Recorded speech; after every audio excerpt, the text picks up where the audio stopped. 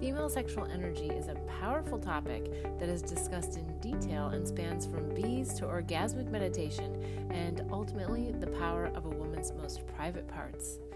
That's really the secret to life. If we could just be present and feel the power of this life, the pussy happens to just be a source where there's a lot of power. Yeah. So it's a place to tune in, and when a man and a woman are doing that, they're both connected to this place and bringing their energy and opening up to the power that's in the universe, the love, the light, the magic.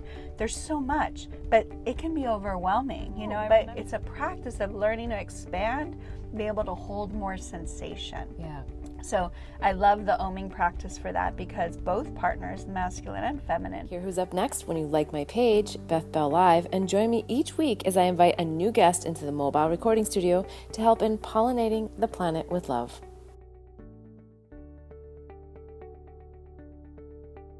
We're in Encinitas, California, and we are pollinating the planet with love. Ooh. We're about to change our perception of bees and female sexuality. So, are you ready to go? I'm ready. Okay, let's do it. Welcome, everyone, to the Pollinating the Planet with Love show. I'm your host, Beth Bell, and we talk about life journey lessons and, of course, those pearls of wisdom. We learn along the way. Now today we actually have a returning guest, so I'm I'm going to do the intro and then we'll talk a little bit about what our topic is for today. Emunah Malinovitz has studied love, sex, and how to have passionate relationships for over 20 years. She is committed to helping people truly have the relationships of their dreams. This includes having the best sex of their lives. She is a teacher, healer, intuitive channel, priestess, and spiritual guide. She leads spiritual epic adventures around the world, including Bali, and helps couples and singles who are ready to attract the love of their life. Her proven methods have turned marriages around and brought what she calls whole mates together to have sacred love that lasts. So welcome back to the show. Thank you for having me. Yeah, I'm so fun. I loved the last time I was here and the conversation we had, and I love that we get to continue it because there's more. Yeah, and there was a ton of juicy tidbits. So if you have not listened to the previous episode that we did, I'll be sure to put the link below so people can listen to that because you really gave some like literally juicy guidance and pearls of wisdom, I think, for a love that lasts. Yes. But also, we talked about having the best sex of your life as well. Yes. So, totally. Yeah. And this is going to be connected to that, but not the same material at all. So definitely you want to listen to that if you like this. Great. So, you came up with a beautiful topic. Since we're pollinating the planet with love, you suggested that we talk about the bees and their significance or symbolism to women's female sexuality. So I am super curious where this is all going to go. I love it. Yeah. So share with us a little bit about what we need to know in the upfront before we dive deep into this discussion. Yes. So all animals, right, in spirit have an archetype, an energy, a teaching. Bees are very feminine. You know, the way that they hive together, there's a queen bee, the way they work together and flow, and they make honey, right? And they're attracted to the flowers, right? It's like bees are super, super feminine.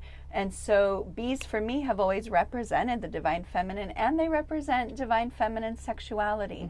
And it's very interesting the way I came upon this and in my journey how I discovered this, right? But you know, as you mentioned, I've been studying this stuff for over 20 years, 25 years now. Yeah. Like, this is my passion. And the reason is I've always wanted to have really amazing sex and connection and love. Like, that drives me. Yeah, and I think everyone does. I think there's just so many people that aren't willing to say it. Yes. Right? Yes. Who doesn't want to have great communion and sex and the passion and everything. So so you've been studying this for over 25 years. Yes. And the bees.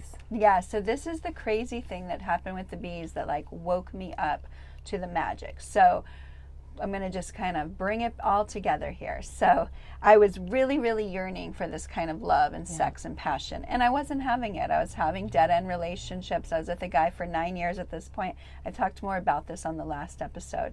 And, you know, by the end, I had been trying to change him and make him be something else. And he's who he was. And I realized when we broke up, I said, you know, I just want something completely different. Yeah. And you don't. And I don't want to make you have to have that. Yeah. But what I wanted was this deep, outer, worldly, connected sex that took me places where I felt like I just knew there had to be more. And I hadn't yet experienced it or put my finger on it, but I was hungry for it. And I knew there's more.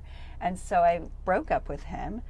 And my journey led me to a teacher that I met. And when I met this teacher, I was like, wow, whatever he's teaching in this area of sex and awakening. And he had a course called Sex, Passion, and Enlightenment. And it was one of those moments where I knew he's my teacher. He has something for me. Yeah. And wherever he is, I'm going to go. Wow. His course was in Canada. I was living in Los Angeles. I was like, oh my God. But I followed my knowing that was like, there's something big for you there. So I went to Canada. Went to this workshop, Sex, Passion, Enlightenment.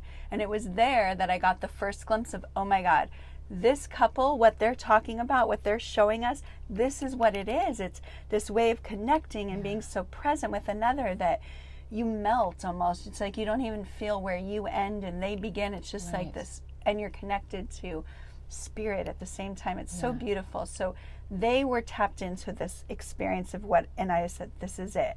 So later, fast forward, I meet this man there, and at this event. And I was all interested in another man, and then he wasn't like giving me the same attention in return, and I was just like, men are so annoying, right? And why can't they meet me? I was having this conversation. When am I ever going to meet this man that can meet me? Yeah.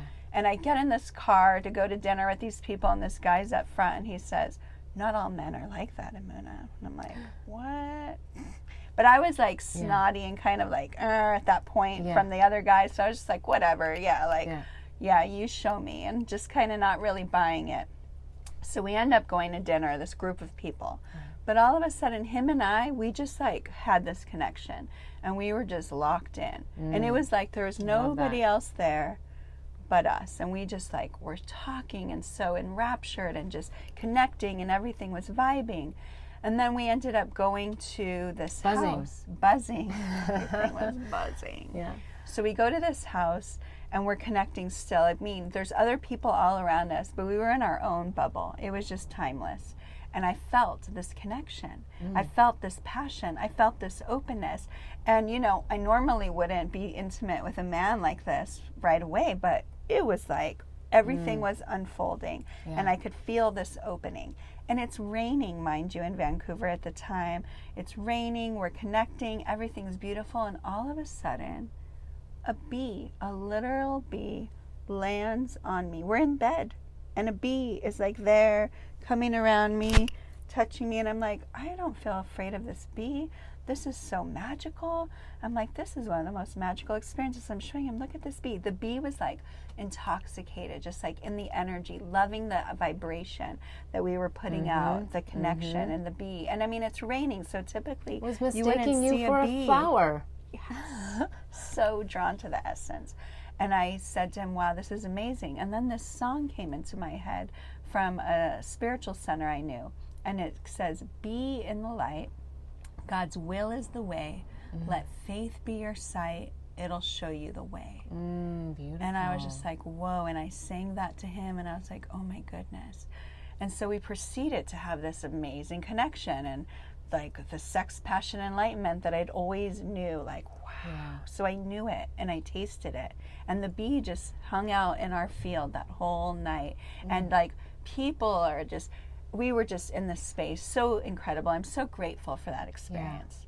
The next day, he broke my heart because he said, I have to tell you something. I have a girlfriend. And I was like, are you kidding me? Like, one, I was so angry that he didn't tell me before. But on another hand, I was actually really glad because I got to taste this thing that I had always been hungry for. Yeah. And I wouldn't have if I'd known he had a girlfriend. That would not have happened. Right.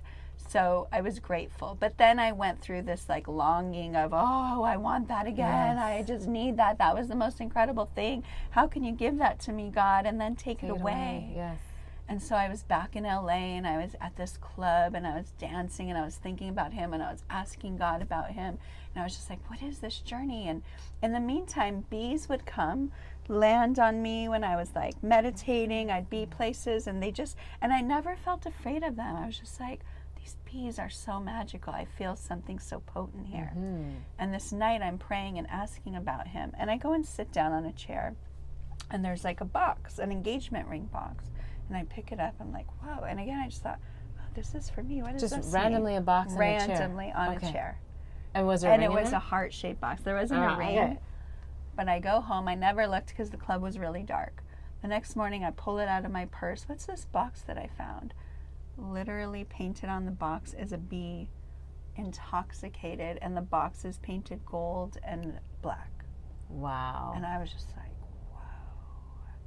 and so it wasn't this like happy ending of, oh, I ended up with this guy. It's a long story and journey with him. But the lesson was the bee kept showing up to say, be in the light, be still, be, follow your journey, follow your heart, and let love have its own way. So that was the beginning of my journey. I had tasted the nectar, and then it was all about, how do I have this? How do I open to it? And then I had to keep like pulling down layers and letting down guard and healing myself, what I call now becoming whole, so I could have that connection with another person. It took me a while to get it, but I have it now. And I mean, literally, it probably took me a good 10 years or more, but lots of different experiences along the way, always trying to find that place of connection and communion. And along the way, my studies led me to study feminine orgasm, sexuality, love, connection, tantra.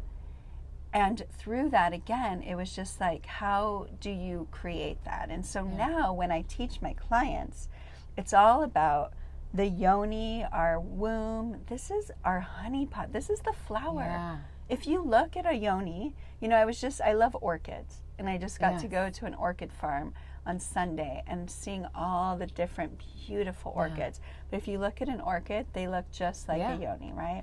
The clitoris, everything, the lips. There's a place where you just stroke. And what I've learned is this technique called sacred orgasmic meditation is what I call it. But it's a way of stroking. Of this, And I've created my own kind of spin-up version from what I've learned to make it more sacred, more really designed for couples to go really deep with each other and open up in a safe way. And so, but it's this like stroking practice where you're opening, and I call it opening up the honey pot. I love that. Right? And when you open the honey pot and you connect, you can go so deep with your partner, and you can enjoy just the most yummy, nourishing, connected, beautiful connection. It's healing and it's beautiful. And yes, it's like, especially we're in spring now, it's just like the bees and the flowers. So bees have always been very special to me on my journey to love, on my journey to opening my power in my yoni, and to really finding the honey pot. I love that. Okay, I want to get more into that, but I did have a question that I want to go back to, because I think a lot of women have experienced, I don't know what the percentage is, probably doesn't matter, but have experienced some kind of big love or big connection like you did that night, and then felt that the love was lost.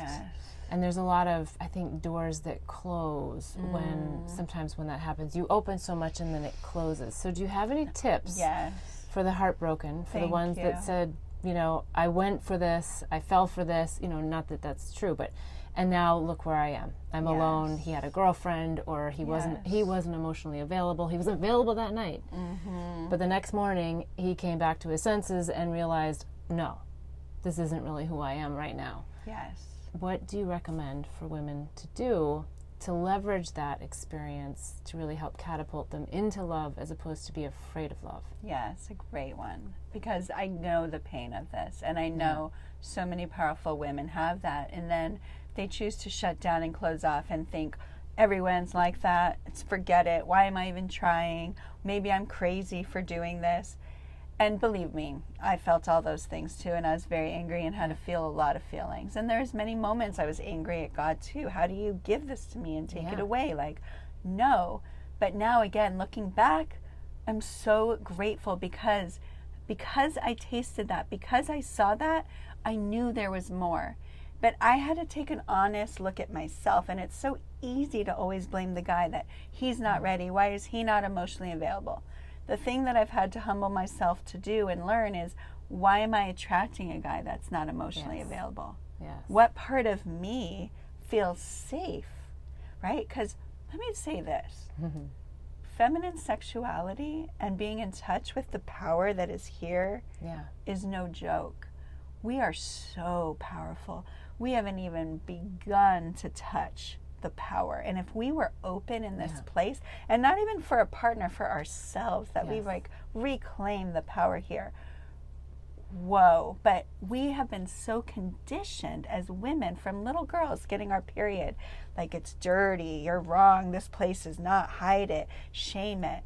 You know, I come across this so much in my work where women are like triggered in this, and it's like, wow, look, I'm not trying to do anything but give you your power, right? There's nothing wrong with that place. So I had to see, where was I attracting men like that? Because I was afraid of my own power. I was afraid of opening like that on a consistent basis. What would that mean? I didn't know, but it was so easy to blame them and say, they're not enough. So it's all about, one, I knew that I wanted this goal and I didn't give up on it. So I stayed like, okay, even though there were moments of despair and moments of hating it and moments of like, why is this happening to me? And then, you know, because I would meet other guys along my journey and they'd come close and I'd have great experiences, but nothing like that. And of course, I would compare. And let me tell you, it wasn't just one night with that guy. This went on for like 5 years that I was trying to make that happen. We would come back together at different times. There were times where he was available, then I was available. And at one point, I went back 5 years later and saw him in Canada and had this great opening connection with him. To then, again, he just kind of stopped talking to me after, didn't call me. And I was just like, what is this? It was probably an opening to get closure. Yes. And well, the beautiful thing was, at that point, then the universe is a trickster sometimes. And so during that time, he wasn't talking to me, and I said, there's no way, right? My was like, I am not having this. Finally, after 5 years it took me, you know, I'm humbly admitting it, like, we're all human and we go through these things. It was like, no, I'm done with him. Then I ended up going and meeting this other man who ended up becoming my fiance, and he had asked me to marry him. When the other one comes around and says, where have you been? Like, I love you, I want to be with you. I said, wow, I'm engaged now. Like, it was just, so he had to learn some lessons in that too. And here's the other thing. Every person that comes into our life is teaching us. So I'm and we've so called grateful. them in. Yes. And I'm so grateful for him. And I'm so grateful for the way all of it happened, even though in those moments it was horrible and heartbreaking. And I would have done anything. At that point, I was so like, want my claws in, like, I need that love. I have to have it. I'll do anything. And that's not the place that you're going to attract great love. We have to get to that place of sovereignty, of wholeness, of loving ourselves, of being so happy in our connection to life, to God, open in our heart. And I want us to be open in our sexuality too, for ourselves. When you're in that full place, kind of like a bee, just buzzing around, happy, then like the flower comes, then you can pollinate, right? And you attract that.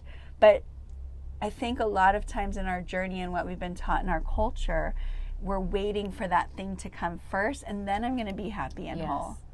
Well, I think I think that's true with a lot of things. So it makes sense that it would be true with our sexuality. Now, you brought up OMing, and I think that's, you know, still a relatively new topic and kind of a hot topic. It's the Orgasmic meditation. And I learned it through a company called One Taste. And I learned it, and it was, you know, like, it was intense to learn this practice. I bet it was. And you know what? We're going to go to a quick break, and we're going to come back and talk all about it. I want to hear the intensity. Blossom Bliss products are designed to help empower pure love and purpose in your life.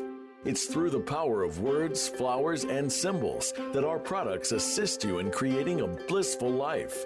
The power of words in our mini mantra word bar necklaces assist you in setting and blossoming your personal intentions. The affirmation cards leverage the power of flowers by providing daily inspiration.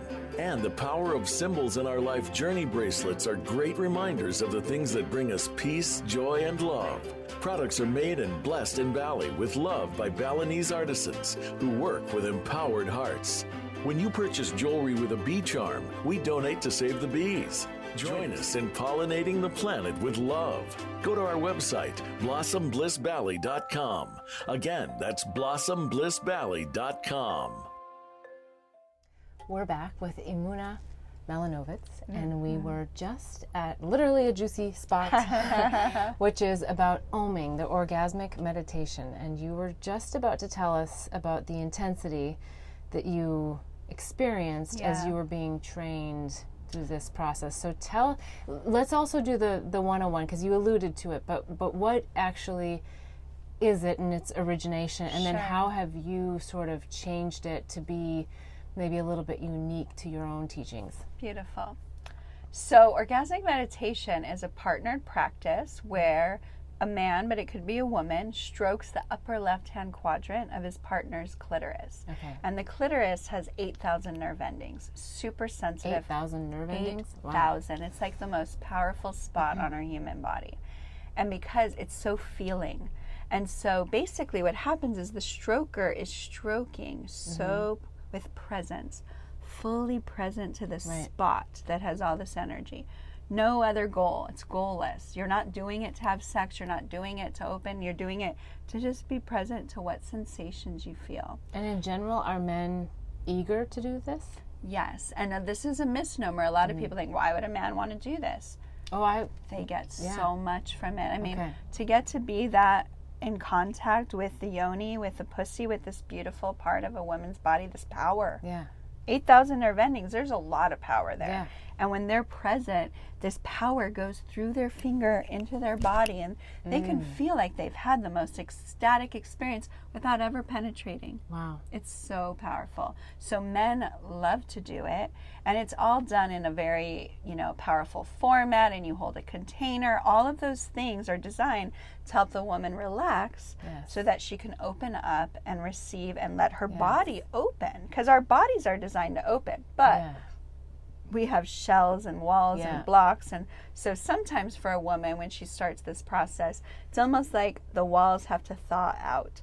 But the partner can help by continuing to do this practice. It just opens. Now, is it in the way that you teach it, do you have the man create the nest, the space? And tell us about that, because that comes before any of the physical contact. Before, there's a space that's created called a nest. And so that's with pillows and blankets or a yoga mat. And the whole idea of the practice is there's no extras. You don't need candlelight and romantic music and wearing lingerie. You just need the nest set up and a timer, because it's a timed practice, so that you just do it for the practice. So and what is the present. Time, the magic 15 time? minutes. And why is it 15 minutes? Why not 10? Why not 20? Why not 17? Yes. So they've studied this and done lots of research on it. And usually 15 minutes is usually the cycle that it takes for a woman to open and maybe have one peak, is what it would be called. So here's the thing. Women's bodies are meant to open, but they take time. And we have to learn how to open them with presence and love and not force it. A lot of sex is like, get off, masturbate quick. And then we're wondering, why are we desensitized? And a lot of women, we end up using toys and vibrators, and that desensitizes our yoni, our pussy. And so this practice helps start to open the sensation so you can feel more. Right? And so, but it's in the safety of the nest. But when I learned it, I found, so I want you to understand the power of my knowing that I was so hungry for this energy, this sexual power, and how afraid I was. Right? So it came into my world, and again, just like I went to Canada, there was a part of me that was like, oh my God, this practice is like really powerful. I need to do it. But at the time, I didn't have a boyfriend. I didn't have a partner, and I was like, what am I supposed to do? Well, at the time, you could learn to do this and with anybody, because of the nest and the container that was created, Yeah. right? That they do it and they do the same thing and there's no Right, sex you could involved. go to a center where and you could basically sign up with anyone, right? Yes, and you get to pick your partner and make sure it resonates with you and all of this. But believe me, I was confronted with, oh my God, I'm so hungry. My body needs this. I need to get fed in this way, and I don't have a boyfriend. So I came up against all my conditioning and what's wrong with me and all of this. But I had a good friend who introduced it to me, and I trusted him and liked him enough to feel safe that I said, would you do this practice with me? Interesting. And he A said friend yes. that you were always platonic with? Yes. Okay. But he was the one that actually said, you need to know about this practice. He introduced it to me, and I felt safe with him. And I said, would you be willing to do it with me? I feel safe with you. So I did, and that opened me. And again, it was when I first experienced it, this knowing of, oh my goodness, there's some real power here. But there has to be a connection that happens between you Well, and this that is other what's person. so interesting. There is, in the sense of them setting up the nest and, and connecting. But this is what was missing for me from that practice. So I found that practice, did it with that partner, went through, faced a lot of my edges that were very uncomfortable. I don't recommend it. Like, it was hard. And yet I'm grateful with the power and the energy I've ended up with as a result, and the partner I've attracted since then, right? But I was so hungry that they had a coaching program in New York. I was like, I have to go. So I moved to New York from Colorado, immersed myself in this practice for a year, fully doing it maybe 3 to 5 times a day, building this power, opening up this energy. And it took me through many places and layers around my sexuality, different shame, healing around it, until I got to a place Always of with a partner? feeling full. Always with a partner, but different partners. Different partners. I had to open up to that if I was going to feed this part of me. Yeah. And I did it in a safe way, ways that felt good and connected, and I had friends that I did it with. But then I got to a point after where I said, I'm done with this. I don't want these strange people touching me. Like, this feels so inappropriate. Sex is really sacred. This is something I want to connect with a partner, one partner, and just go so deep. And once I really got to that awareness and that attention, that was my I'm done. Yeah. Then I met my partner. I moved to San Diego. He saw me at an event, and he had learned this practice because he was reading the Tim Ferriss 4-Hour Work Week, and he mentioned it in there, Tim Ferriss. So my boyfriend now, he went and learned this practice learned how to do it. So I met him, and he knew how to Om. And I was like, well, I don't know if I want to Om with you. I'm done with it. I'm not doing it. But we connected for 3 or 4 hours just talking that day. Like, we were so in connection. Yeah. Then we did the Om practice. And the thing that was so beautiful is this connection. So we had a heart connection. And the way that my yoni responded to him, and I had Om'd up to this point with lots of different people, and I was ashamed at a certain sense, like, oh my God. And yet I'm not ashamed anymore. I did that to open my power and to feel this.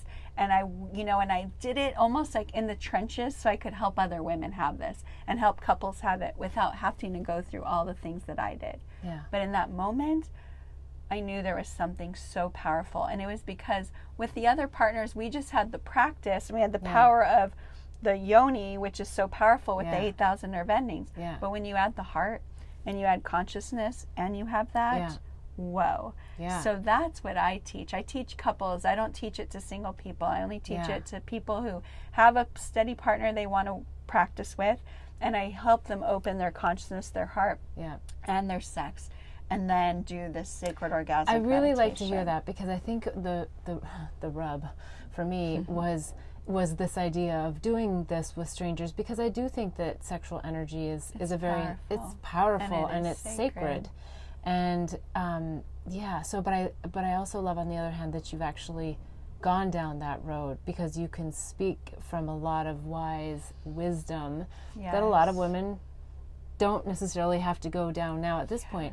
I'm kind of curious though. So over time, the more and more that you had this experience, were you able to observe any difference in the men and their receptivity? Because as your power became stronger, more powerful, more exuding, did you find that the men had different responses? I mean, it's kind of a tough question because every man's different, right? And their ability to receive. Everyone was different, and every connection was different. And that's the beautiful thing is when you get in touch with your pussy in that way and your power, and you can feel, she doesn't lie to you. So I could feel certain men, oh no, and I could stop. Like, I don't want to do this with you.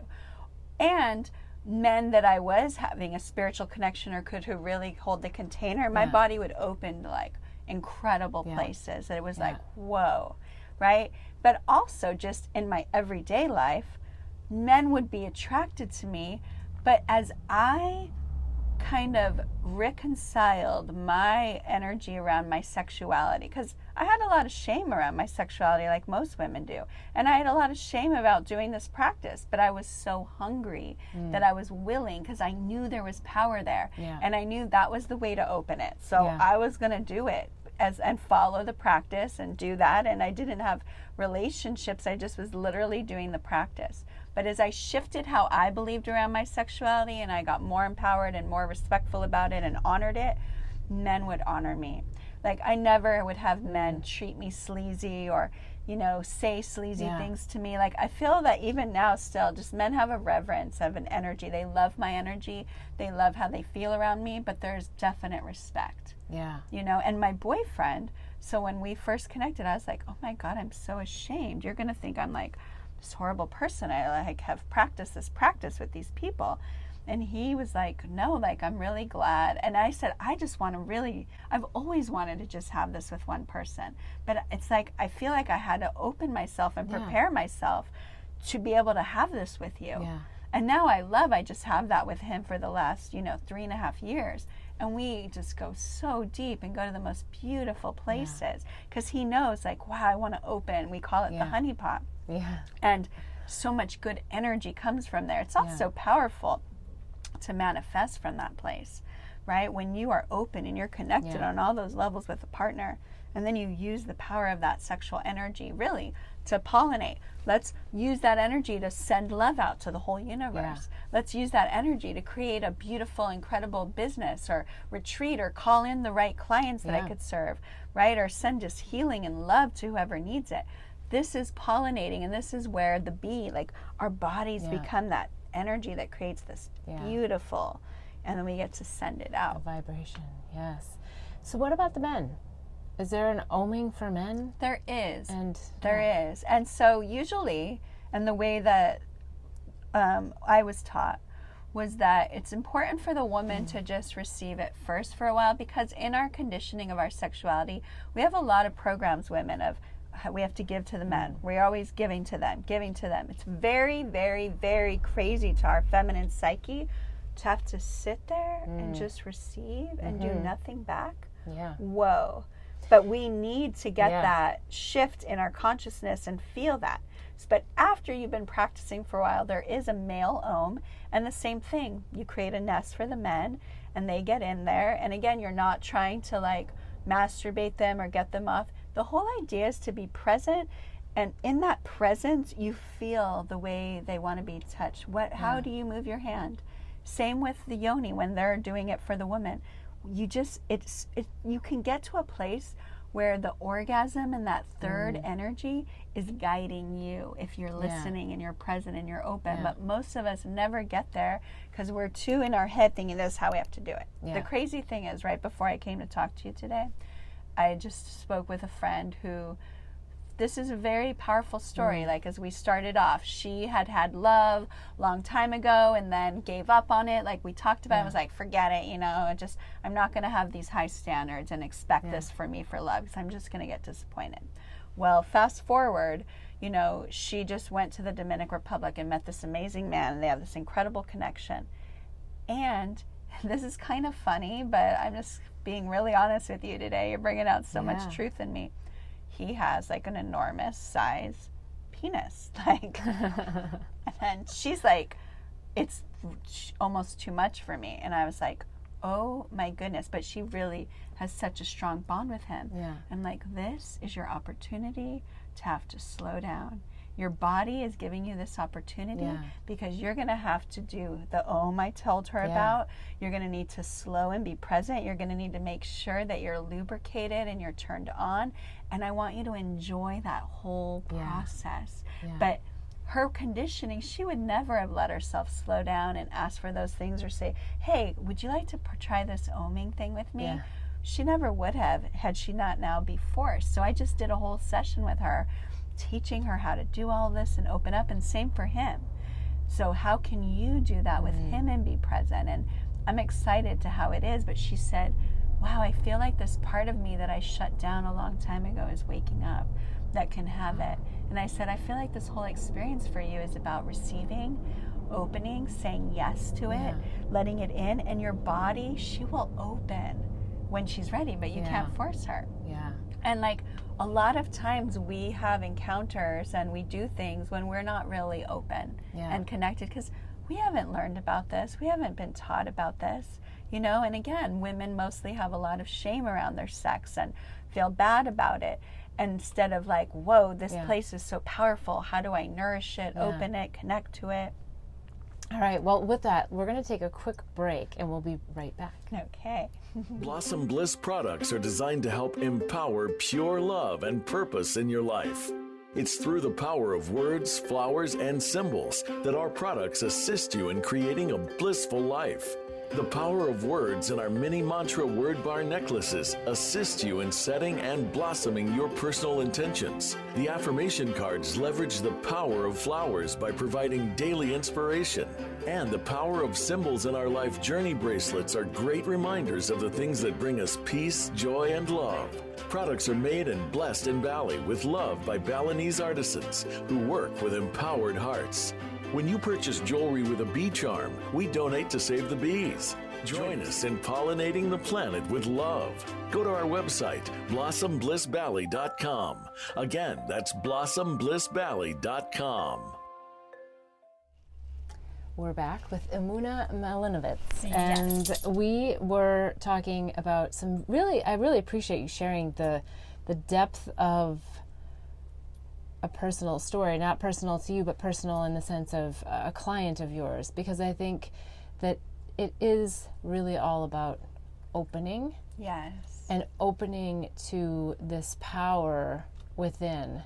And I think, and you would be a better judge of this, but that there's a lot of women who are very powerful, but they're powerful in a different way, and there's some really maybe even small changes that they can make to embrace that deeper power as opposed to this perception and perceived power. Yeah. You know, and I guess the question really that comes to me to bring up for you is masculine feminine balance. Right? I think there's a lot of, when I say external, it also feels more masculine. And, there's an external power that most of us relate to, and we think that's what power is. Yeah. But there's a deep power that is feminine, that is ancient and unknown, because we are so trained to look for the masculine power and to go for that in our sex, in our life, in our connections. And so women have to actually learn to unplug from that masculine power and find this source of power that is feminine. Another question. So for women who have been abused, who have had sexual abuse and are having a difficult time connecting with themselves, with their partner, have you had a lot of experience with these really deep wounds and helping to release through Oming? And would you start there, or would you start somewhere else? I would start somewhere else. Okay. So with a woman that's had that, first off, sometimes I start women with learning how to kind of Om themselves. You can't really Om yourself. To Om, you need a partner, because it's all about receiving. But sometimes that's too far for a woman. Right. I want her to just get back in connection with this place and to reclaim it for herself. So a lot of times with a woman like that, we start with healing, and I help them go back to those places and really heal the trauma from it. Now, Oming, if you have a partner, Oming is a powerful container that will also help it, but you have to be willing in that container for everything to come up. It's not just going to come up bliss and orgasms all the time. Sometimes you're going to feel rage. Sometimes you're going to just want to cry. Yeah. And your partner just needs to be present to be with you through all of it. You know, orgasm in the traditional sense is like a wave of energy that we feel. What most of us think of as orgasm is really climax, one part where we come or release. Orgasm is all of it. It's the flushing of my cheeks when I get hot. It's my skin turning color. It's my lips plumping up. Like, all of this is orgasm. But we're so used to looking for this one thing that we miss everything else. Well, would you say that in this practice that it could be a very tantric state and just an exchange and a receiving of energy, but it doesn't actually have to be a climax? I mean, yes, right? And many times it's not, and many times it is so nourishing. This is the surprising thing that people feel. You can have a beautiful Om and there's no penetration, and both partners feel like they just had the best connected sexual experience of their life. Right? And so that's the beauty of it being goalless. You're just open to whatever, and that's really the secret to life. If we could just be present and feel the power of this life, the pussy happens to just be a source where there's a lot of power. So it's a place to tune in, and when a man and a woman are doing that, they're both connected to this place and bringing their energy and opening up to the power that's in the universe, the love, the light, the magic. There's so much, but it can be overwhelming. You know, I remember on my journey, I would be afraid, like, oh my God, there's so much love. Like, it might obliterate me. Like, I don't know if I can open to all of this. And yet we want to. So we like step forward and then, oh, that's scary. Oh, but it's a practice of learning to expand, be able to hold more sensation. So I love the Oming practice for that, because both partners, masculine and feminine, like the man's learning how to be with this power, and they get nourished by it, and it feeds the woman, and you're just opening, but you're both learning how to hold more sensation, more good, more joy, and everything passes. So just like the Oms for 15 minutes, you might have the most awesome peak of beautiful, then the next moment you're in this peaceful, just zone. Then you might feel an emotion come up, but everything passes, just like in life. But can you be with it? When you hit the 15 minutes, if the woman feels that she wants more or it's not quite... Yeah, she hasn't quite got there yet. So it's a good question, and it happens frequently.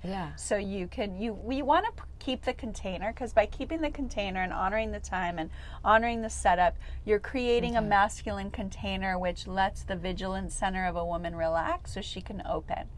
And I can imagine you're in that spot like, don't stop. But the good partner, he would stop the container, share, they close up, and then you can ask, can we do another Om?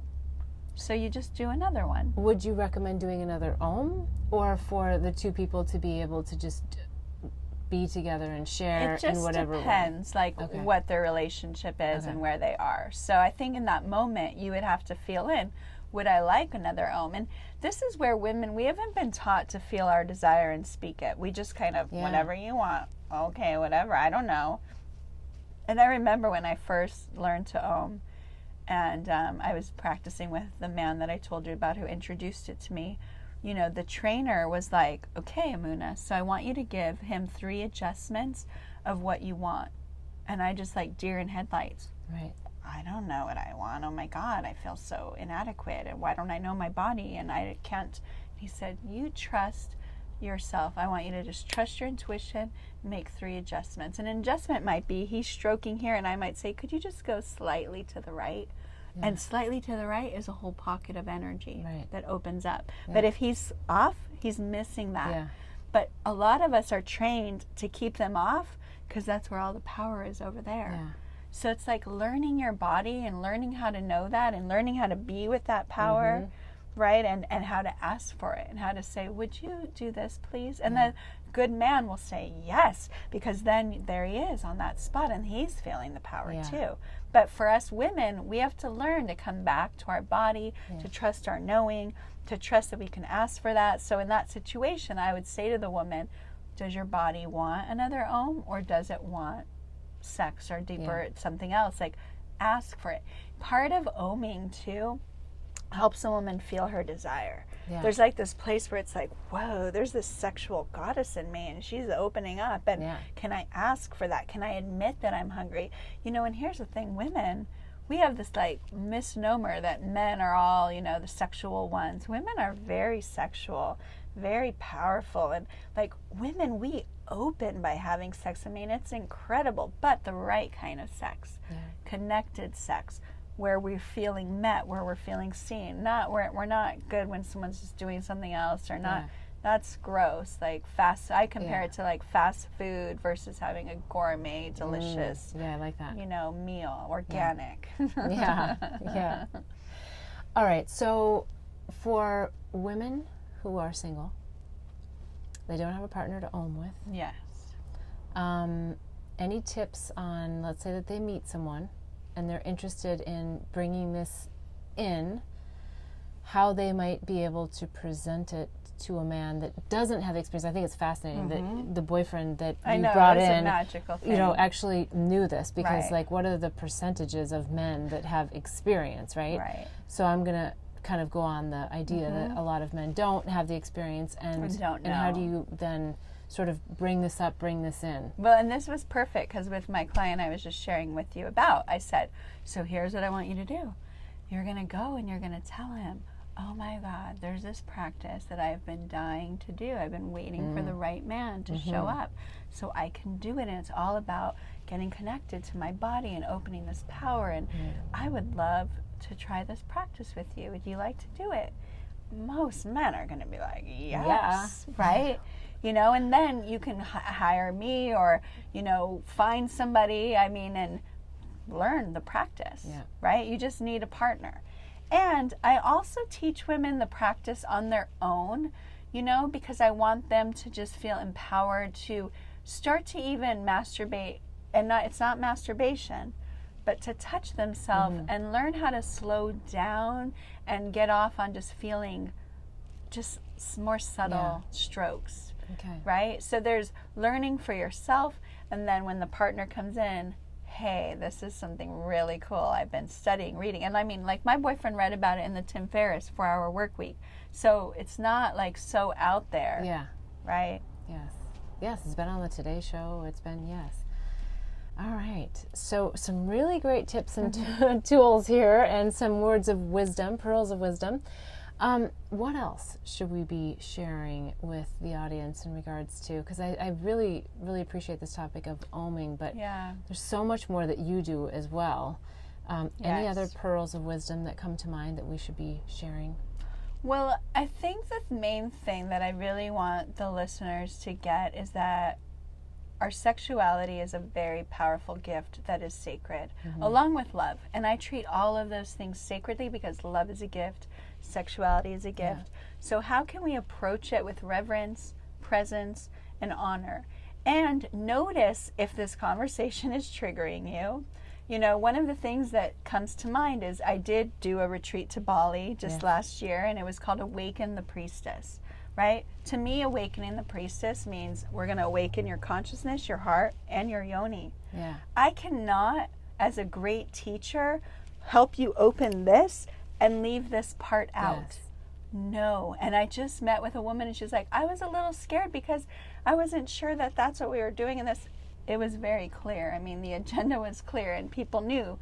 But we have subconscious ways that we shut it down. We make it wrong. That's not for me. And I want to just say, like, every woman has this power, and it deserves to be honored and sacred. And a long time ago, I had this vision of what if one day all the women of the world had an orgasm and they all sent that energy out. It would heal the world. I called it the Big O Day. And I celebrated it. I created an event around it and everything. But truly, what would happen if we all woke up that part of our body that has been called dirty and shameful and ugly and this, and really had reverence for her and opened that intuition, that power, because it's not just about sex. This place is our creative center. It's where we birth projects. It's where we get ideas. This part of us can be our oracle if we are open and listening, but most of us are cut off from that power. And believe me, I went to like major hardcore boot camp to open it up. But I want to save people time and energy and do it in the most sweet, gentle, beautiful ways. But you have to face where you might feel closed or shameful, and just know that that's conditioning. And that's something that we need to like let that layer go and find the gems here and open the honey pot. Right? And then spread that honey all over this planet. Pollinate it with love. Yes. And I think, you know, we all talk about the power of intention, and whether it's, you know, our intention for abundance or, you know, money or whatever, but we're not talking about the intention of sexual energy, a place, a space within us. And so I think just the idea of bringing intention there, right, that's is a huge incredibly powerful. And then you add sharing the energy with another person. And then you add the physical touch component of it. Wow. So I almost feel like there should be, like, just before the OMing, and maybe there is, like a real intention time of just connecting energetically to that's each how other. You know? I have, when I teach a couple, first I get them into the position and then connect. They look into each other's eyes. They really feel their desire to open, to be in connection. And it's goalless, present, to see the mystery arise. And, you know, the whole practice, that's why it's called a meditation. The point is, can you stay as the stroker focused on feeling the energy in the spot? And as the receiver, you're focused on just feeling that spot and being open to it. How many times does it take people to sort of really receive? Because everyone's different. I mean, I've had people the first time, they're like, oh my goodness. Other people might take a couple times. And again, some people might take years to open up to that level. It's all their level of receptivity, conditioning. And this is why it's helpful to also do some other work too, to help clear some of those beliefs and programs. And also, I think it makes a difference, the partner and the safety that you have in opening up. And, you know, and that's why, to me, you know, I've journeyed and I've questioned and I've looked what's the best kind of relationship, and really for me, how can I have the most nourishing, open, connected connection? And what I've come to is having one partner that I can go so deep with, that I feel safe with, that I don't feel threatened by anything else. You know, some people are trying polyamory and this and that, and I don't think that's the way. You know, through my journey and my experience, I found that by having this with one person, creating that container, creating the container of the practices within the container of the relationship, you can go so deep. And that's why I call it sacred love that lasts. Like, it's love that lasts and gets hotter and more incredible and connected over time, which is different than what our culture tells us. But if you have a container like that and you learn these practices, you know, I teach my couples this practice, as well as communication practices, as well as tantric, breathing, heart opening practices. When you have the combination of all of that, and you're willing to practice and do it, and the thing, just like the orgasmic meditation, all these practices take 15 minutes. They're not long. But if you took 3 days a week, 15 minutes of practices like this with your partner, and you made that a priority, you set the intention. You didn't just let it be something that you did after everything else. You made it important. You would just keep growing and opening, and your connection just gets better and better. But I think what I've also heard you say is that by opening this within yourself, by yourself, you're going to be attracting. When you open your honey pot. That's right. The bees will come. Yes, you're going to start attracting men, and the right men. The right quality. Men that can be with that power. Men that are drawn to it. Men are yearning to be met as well by a woman in this way. And and my boyfriend felt it right away, like, whoa. Well, you know what? I gotta talk about one really quick thing, and then we gotta end the show. But I also think that women there's so much going on now, especially in the workplace, about misuse of power, whether it's, you know. And I think that it's creating a real shutdown of women embracing their sexuality for fear of, attracting men, shutting down their sexuality, like people just shutting down all of this great energy and a dynamic that actually I think makes organizations better if used appropriately. So it's probably too big of a question to be I talking think, about. Like you said, we need to reclaim it for ourselves. We need to heal the shame. We need to heal it in our society and reclaim it and not see sex as dirty. Sex can be dirty if someone doesn't honor it as sacred and treats somebody with disrespect. But sex can also be the most beautiful, sacred, beautiful thing. And again, whether it's with yourself, with a partner, your connection, we need to shift the way we look at sex in general, right? The way we look at love in general, right? And to say this, I've been wanting to create an online program, an app, write books. I know that this information needs to get into the hands of many, many, many, many people, right? And my intention, and I'll put it out there to the universe since we're pollinating, I would love to attract somebody who can pull this information out of me and help me with the container of packaging it, putting it in the book form, making the app, because that's not my skill set. Mine is I'm channeling the energy and I've got it. I've got so much honey to spread all over, but I want to attract the right, whether it's a business partner, someone that can help get it out there, because I do feel it's time, and I do feel that this is a specific flavor that I'm able to bring with the sacredness and the love and the connection and all of it. And it would be beautiful if people can just put on a recording, hit their app, and they get to do these practices. Oh, what powerful work you're doing. Yay. Thank you. People want to, and I highly recommend that they hire you as a coach. I don't know if coach is the right word, guide. Yeah, coach, healer, guide. Yeah, because I think it is an interesting process in the beginning. And the last thing we want to do is have people have a bad experience and then walk away from it and not course correct. This happens where people go, oh, I tried that thing, because they watch the video online, and I'm like, you didn't get it. There's something about getting the transmission of it and knowing it, and I can help people do it. And I do it all in whatever comfort level is appropriate for the people that I'm working with, right? I can transmit it and just teach you on the flower and teach you in all different ways, and then let you go do it, and then help you refine it. And help you with all the other baggage along the way that comes up, right? And clear the beliefs. And it's a holistic process. I love that. All right. So any last final pearls? Or actually, how do you see this fitting into Pollinating the Planet with Love? I think it's so congruent. And that's why I love this. I love this connection. This is it. We need to pollinate the world. We need to wake up to our full potential.